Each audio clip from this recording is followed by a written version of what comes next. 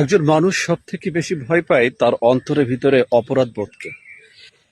যখন আপনি নানান গুনাহ পাপে লিপ্ত থাকবেন, আপনি যখন হারাম কাজে আহ, উৎসাহ পাবেন, হারাম কাজে জড়িয়ে পড়বেন, তখন আপনার কাছে সেই কাজগুলো অন্তরকে একটু একটু করে ধ্বংস করে দেবে, ক্ষয় করে দিবে।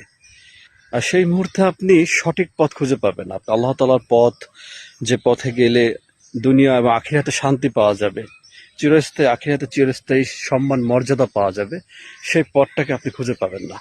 এই জন্য সব থেকে জরুরি হচ্ছে নফসের সাথে জিহাদ করা, যে আমি দুনিয়ার ক্ষণস্থায়ী জীবনে কি করছি, আল্লাহ তাআলার কাছে আমি ফিরে যাব, কিন্তু আমি কি নিয়ে যাচ্ছি? এই দুনিয়ার সম্পদ যা কিছু আমার আছে, বড় বড় অট্টালিকা, যেটা আজ আমি দাবি করছি এটা আমার, এটা আমার, কিন্তু মৃত্যুর পরে তো আমার কিছুই থাকবে না।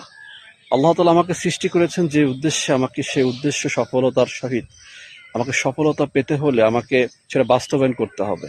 এটা হচ্ছে আমাদের মূল উদ্দেশ্য। একজন মুসলমান শুধু নামে পরিচয় দিলাম আমি মুসলিম, এভাবে জীবনটা অতিবাহিত করে কি লাভ?